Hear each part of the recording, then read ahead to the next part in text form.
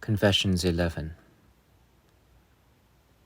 But you sent down your help from above and rescued my soul from the depths of this darkness, because my mother, your faithful servant, wept to you for me, shedding more tears for my spiritual death than other mothers shed for the bodily death of a son. For in her faith and in the spirit which she had from you, she looked on me as dead. You heard her and did not despise the tears which streamed down, and watered the earth in every place where she bowed her head in prayer. You heard her, for how else can I explain the dream with which you consoled her, so that she agreed to live with me and eat at the same table in our home? Lately she had refused to do this because she loathed and shunned the blasphemy of my false beliefs. She dreamed that she was standing on a wooden rule, and coming towards her in a halo of splendor, she saw a young man who smiled at her in joy, although she herself was sad and quite consumed with grief. He asked her the reason for her sorrow and her daily tears, not because he did not know, but because he had something to tell her, for this is what happens in visions.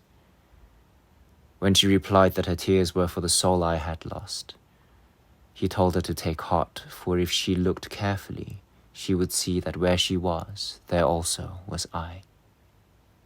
And when she looked, she saw me standing beside her on the same rule. Where could this dream have come from, unless it was that you listened to the prayer of her heart? For your goodness is almighty. You take good care of each of us, as if you had no others in your care, and you look after all as you look after each. And surely it was for the same reason that when she told me of the dream and I tried to interpret it as a message, that she need not despair of being one day such as I was then, she said at once and without hesitation, "No, he did not say where he is you are, but where you are he is."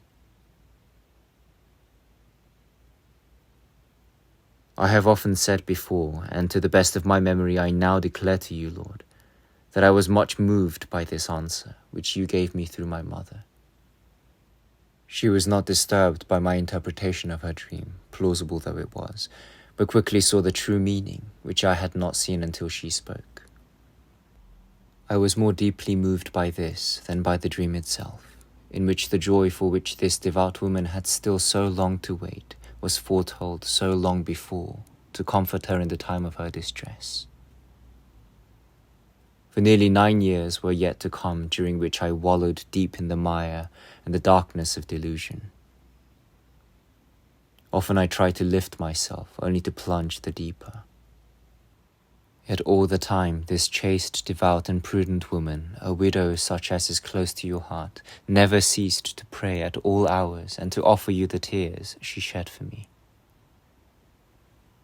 The dream had given new spirit to her hope, but she gave no rest to her sighs and her tears. Her prayers reached your presence, and yet you still left me to twist and turn in the dark.